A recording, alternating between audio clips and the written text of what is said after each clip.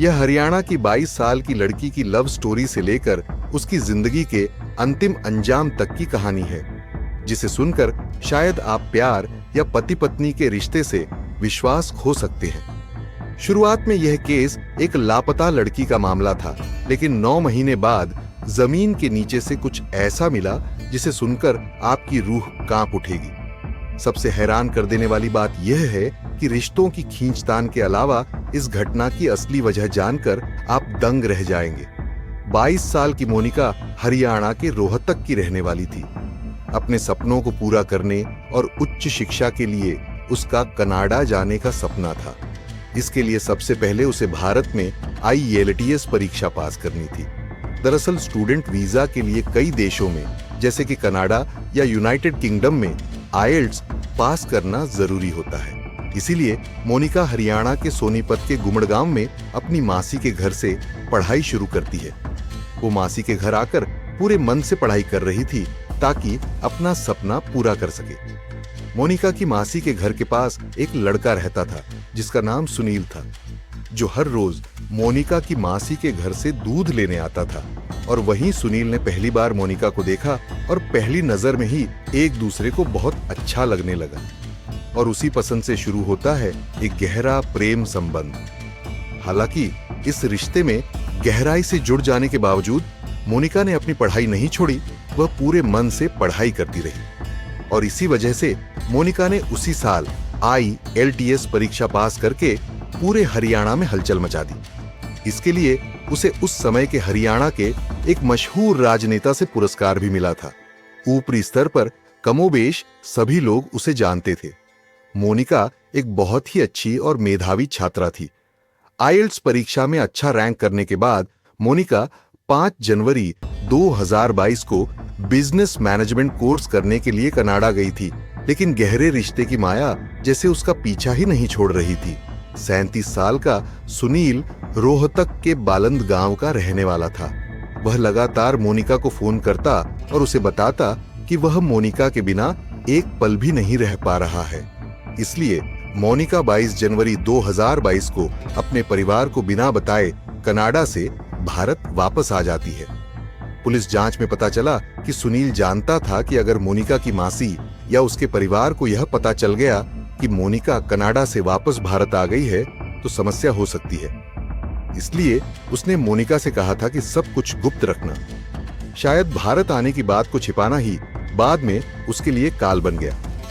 इसके बाद 29 जनवरी 2022 को सुनील और मोनिका हरियाणा से उत्तर प्रदेश के गाजियाबाद के आर्य समाज मंदिर में जाकर शादी कर लेते हैं। और शादी के अगले दिन यानी 30 जनवरी 2022 को मोनिका फिर से अपने परिवार को बिना बताए कनाडा लौट जाती है। इसके बाद सुनील फिर से लगातार मोनिका को फोन करने लगता है और मोनिका मजबूर में फिर से गुपचुप भारत लौट आती है। इसके बाद वे दोनों उत्तर प्रदेश के गाजियाबाद में किराए के घर में रहने लगते हैं। बाकी सभी की तरह उनका रिश्ता भी जैसे अपने चरम पर था। दोनों की जिंदगी खुशी खुशी कट रही थी। अचानक एक दिन मोनिका की मासी का बेटा उसे वीडियो कॉल करता है, लेकिन वीडियो कॉल में वह देखता है कि कमरे में पंखा चल रहा है, जबकि उस समय कनाडा में काफी ठंड थी। पंखा चलते देख मोनिका के मासी के बेटे को शक होता है और वह पूछता है कि पंखा क्यों चल रहा है। इस पर मोनिका अचानक फोन काट देती है, लेकिन उसे यह नहीं पता था कि मोनिका भारत में ही है। इसके बाद मोनिका अपने मासी के बेटे का नंबर ब्लॉक कर देती है। इसी तरह मोनिका का परिवार भी उससे संपर्क करने की बहुत कोशिश करता है। शुरुआत में वह फोन उठाती थी, लेकिन बाद में उसने सबका फोन उठाना बंद कर दिया। बाकी सबकी तरह उनका रिश्ता ठीक ही चल रहा था, लेकिन जैसे जैसे समय बीतता गया उनका रिश्ता बोझिल लगने लगा। उनके बीच खींचतान शुरू हो गई। बहस, झगड़े और छोटी छोटी बातें होने लगीं। इधर मोनिका के रिश्तेदार और परिवार बहुत कोशिश करते हैं उससे संपर्क करने की, लेकिन कोई तरीका काम नहीं करता। आखिरकार मोनिका की मासी, जो हरियाणा के सोनीपत के गन्नौर में रहती थीं, सुनील पर शक करने लगती है और सीधे पुलिस स्टेशन जाकर सुनील के खिलाफ मोनिका के अपहरण का केस दर्ज करवा देती है। पुलिस जांच में पता चला कि जब मोनिका अपनी मासी के घर से पढ़ाई कर रही थी, तब मासी ने ही सुनील से उसकी पहचान करवाई थी, यह कहकर कि वह उसका दादा है। सबसे चौंकाने वाली बात यह थी कि मोनिका सुनील को दादा कहकर बुलाती थी और भाई बहन का रिश्ता मजबूत करने के लिए उसने सुनील को राखी भी बांधी थी। और जब इंसान प्यार में पड़ता है तो वो कुछ भी कर सकता है, न कोई रिश्ता मानता है न कोई सीमा। ठीक वैसे ही मोनिका और सुनील ने भी दादा भाई का रिश्ता भुलाकर एक गहरे प्रेम में पड़ गए। मोनिका, जिसने कभी सुनील को राखी बांधकर भाई माना था, उसी को अपना जीवन साथी चुन लिया। ये जानने के बाद मोनिका की मासी को साफ समझ आ गया कि ये सिर्फ एक गलतफहमी नहीं बल्कि एक गंभीर और खतरनाक रिश्ता बन चुका है। इसलिए उन्होंने देर न करते हुए सीधा थाने जाकर सुनील के खिलाफ मोनिका के अपहरण का मामला दर्ज करवा दिया। इस रिपोर्ट के आधार पर गन्नौर थाना पुलिस ने सुनील की तलाश शुरू की, लेकिन शुरुआत में उनके पास सुनील के बारे में ज्यादा जानकारी नहीं थी। फिर भी पुलिस अपनी जांच लगातार करती रही। उधर मोनिका के परिवार वाले भी अब इंतजार नहीं कर पा रहे थे, क्योंकि उनकी बेटी का कोई पता नहीं चल रहा था। मजबूर होकर उन्होंने हरियाणा के तत्कालीन मुख्यमंत्री और फिर गृह मंत्री से इस मामले में मदद की गुहार लगाई। कुछ समय बाद पुलिस को सूचना मिली कि सुनील उत्तर प्रदेश में कहीं छिपा हुआ है। उस जानकारी के आधार पर पुलिस उत्तर प्रदेश गई और सुनील को गिरफ्तार करके वापस लाई। शुरुआत में पूछताछ के दौरान सुनील ने बाकी अपराधियों की तरह ही सब कुछ झूठ बताया और खुद को फंसाया जा रहा है ऐसा दावा किया, लेकिन पुलिस ने उसकी बातों पर ध्यान नहीं दिया और अपने तरीके से पूछताछ जारी रखी और आखिरकार सुनील टूट गया और सब कुछ सच सच कबूल कर लिया। सबसे हैरान करने वाली बात यह थी कि मोनिका से शादी करने से पहले ही सुनील शादीशुदा था और उसके 2 बच्चे भी थे। आपको लग सकता है कि बाकी सारे मामलों की तरह इस रिश्ते में भी शायद विवाहेतर संबंध ही मोनिका की मौत कारण बना होगा, लेकिन असली वजह कुछ और ही थी। और जब आप उस वजह को जानेंगे तो आपके रोंगटे खड़े हो जाएंगे।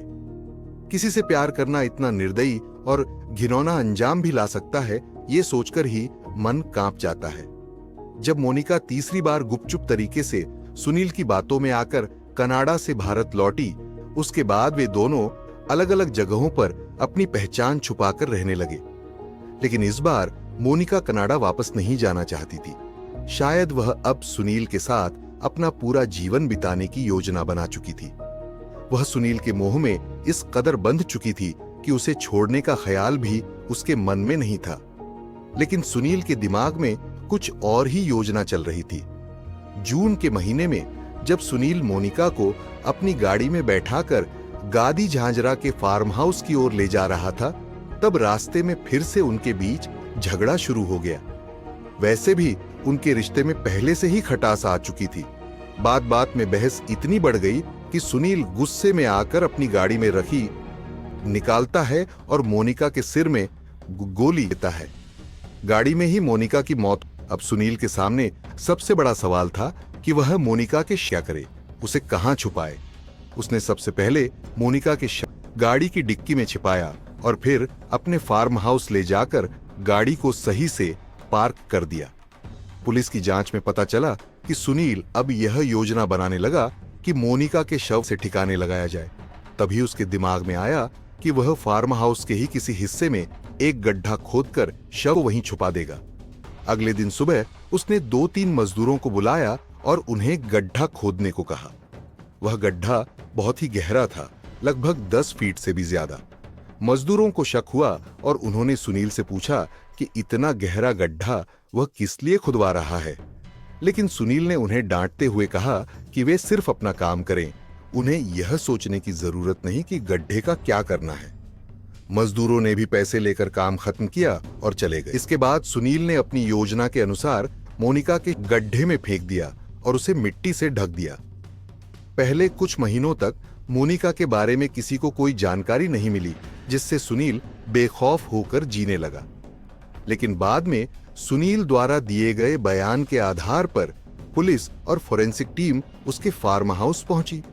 मजदूरों से फिर से गड्ढा खुदवाया गया और लगभग 10 फीट गहराई तक खुदाई की गई। इसके बाद जो मिला वह सुनकर आपके रोंगटे खड़े हो जाएंगे। इतने दिनों में मोनिका की लाश सिर्फ कंकन कर रह गई थी। फिर उस कंकन को फोरेंसिक लैब भेजा गया और सुनील को जेल में भेजा गया। पुलिस जांच जारी रखती है और कुछ समय बाद रिपोर्ट सामने आती है। उस रिपोर्ट में जो खुलासा हुआ वह बेहद चौंकाने वाला था। पुलिस ने बताया कि मोनिका की खोपड़ी में 2 गोली मिली जो सुनील की पाक से चलाई गई थी। शायद आपको लग रहा होगा कि यह सब कुछ सिर्फ एक टूटा हुआ रिश्ता या धोखे की वजह से हुआ, लेकिन असल वजह इससे भी ज्यादा खतरनाक थी। सुनील ने पुलिस को बताया कि मोनिका उससे प्यार करती थी और वह भी मोनिका से प्यार करता था, लेकिन इस प्यार के पीछे छिपी थी एक खौफनाक मंशा। असल में सुनील अपने वैवाहिक जीवन से खुश नहीं था, न अपनी पत्नी से न बच्चों से। वह योजना बना रहा था कि किसी तरह कनाडा जाकर सेटल हो जाए। उसने कई बार कोशिश की, लेकिन वह किसी भी तरीके से कनाडा नहीं जा पा रहा था। तभी एक दिन मोनिका की मासी से उसे पता चला कि मोनिका कनाडा जाकर पढ़ाई करने की योजना बना रही है और बहुत जल्द वह कनाडा चली भी जाएगी।